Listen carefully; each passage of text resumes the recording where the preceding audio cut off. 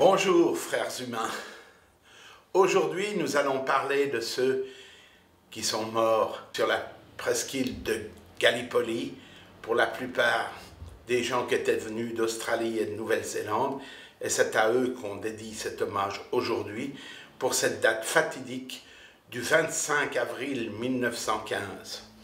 Voici une carte de la région où s'est passée cette partie de la guerre.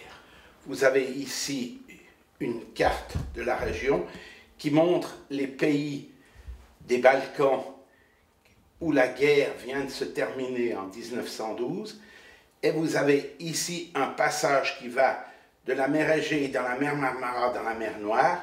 C'est ce qu'on appelle le détroit des Dardanelles.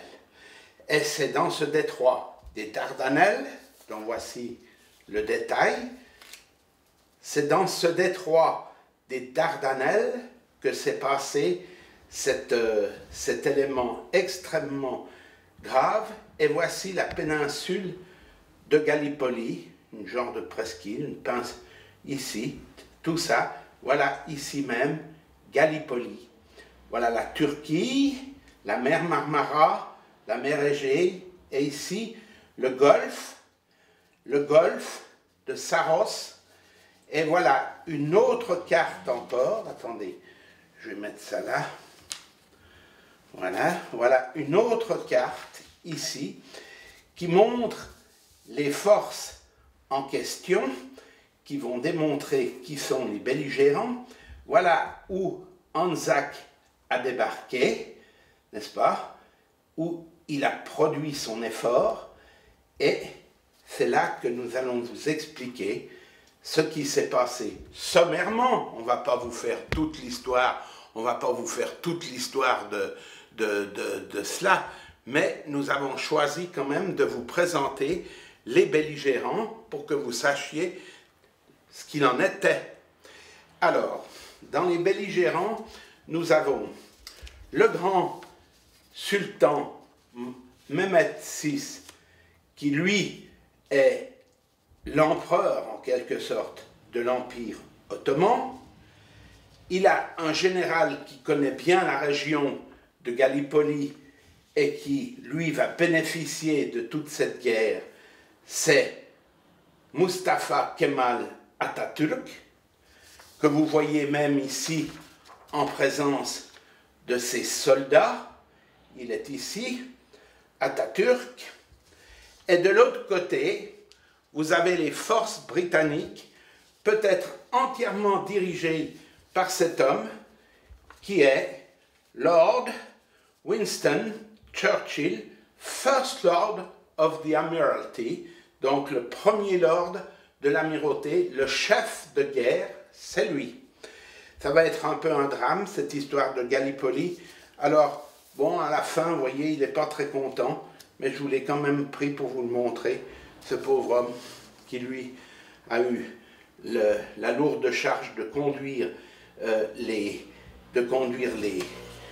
forces alliées contre les Turcs alliés aux Allemands, donc qui d'ailleurs vont un peu dominer la situation.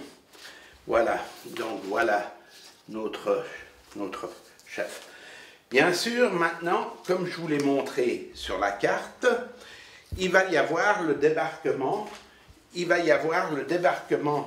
des hommes de l'Anzac, et ça va être terrible. Ça va être une boucherie terrible. Vous voyez ici, on peut voir un homme de l'Anzac, n'est-ce pas? Vous voyez, ici il est là, il porte un de ses camarades, il a ce fameux chapeau, comme ici vous pouvez voir, on va vous le montrer même mieux. Ici, vous voyez, il porte son chapeau, il porte un blessé sur ses épaules, il va le ramener près de la plage où ils sont débarqués. Donc, Anzac, dans le cadre de notre démonstration, est le premier de nos héros. Tous les régiments Anzac sont nos héros dans cette affaire.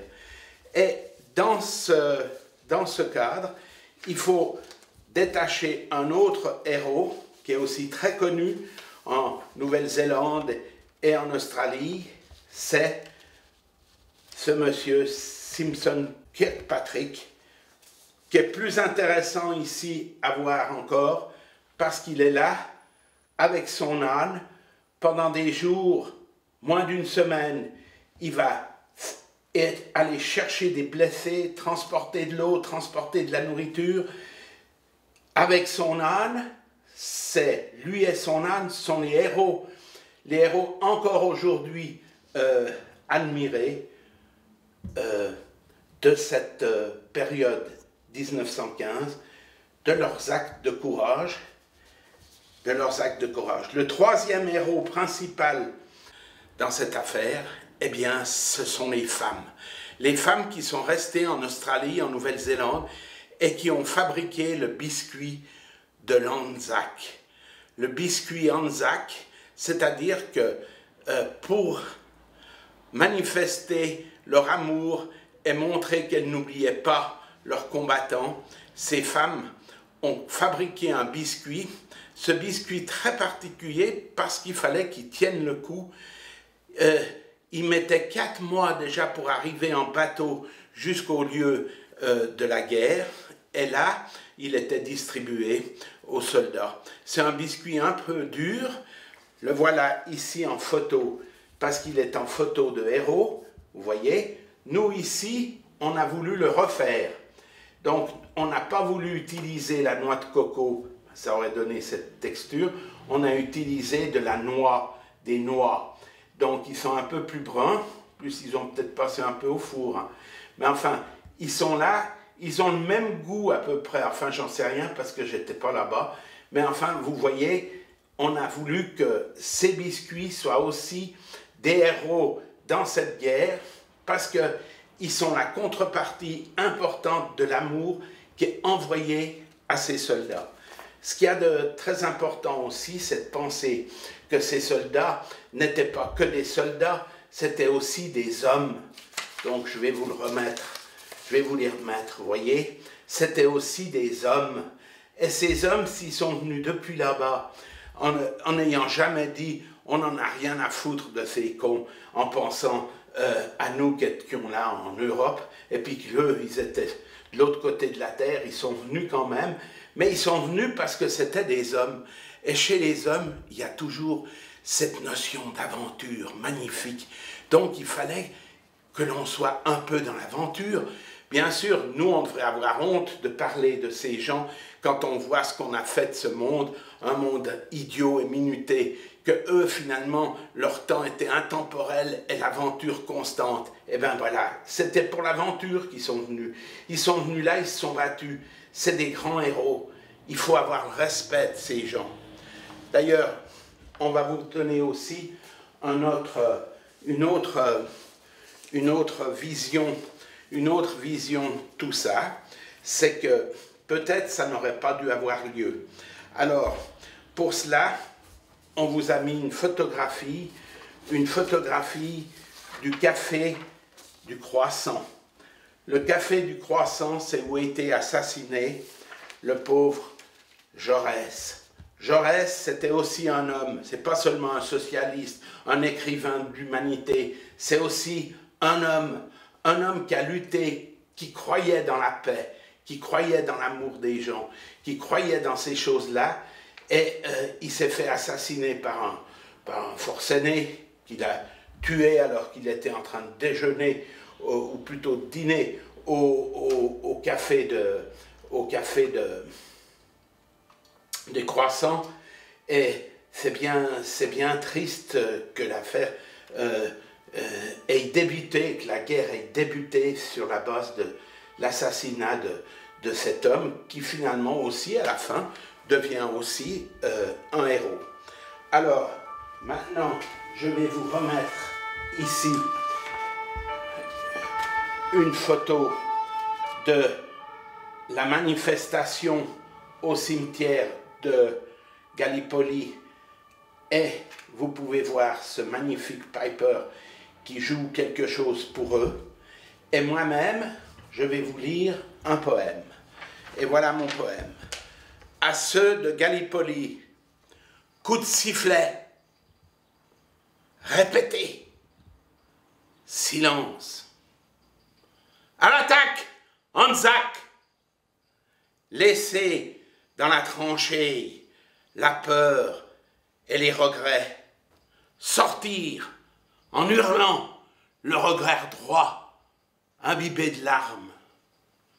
Regardez le champ, espace de l'aventure, courber les chines, baïonnette au canon, liberté et vérité prennent du sens.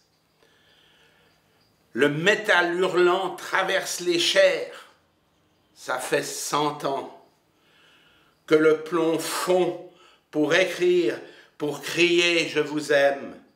À bas la guerre, l'amour est la seule arme contre la violence et la bêtise. Étonnante énergie détonnante qui réveille les consciences, productrice d'harmonie et d'équilibre. Honneur à l'Anzac. Je suis encore au café du Croissant, rue Montmartre, dans le Vieux Paris.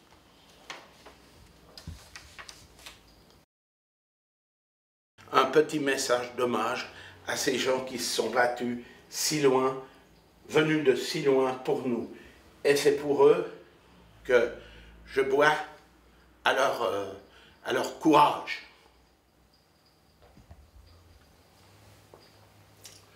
Ah, voilà. Avant de disparaître complètement, je voulais vous dire que on a quand même un peu honte d'être devenu ce qu'on est devenu dans ce monde minuté où finalement on a tout pété, où on est en grande disposition de destruction. Pour terminer tout cela, je voulais quand même vous dire qu'on pouvait, si on voulait, on pourrait opérer un changement. Et ce changement, si on l'opérait, ça serait pour que nous soyons plus libres, que nous soyons plus dépendants comme nous sommes dépendants. Nous devons essayer de nous libérer un petit peu. Nous sommes obligés d'essayer de trouver ce changement. C'est important. Parce qu'autrement, c'est la boîte de Shannon qui nous guette.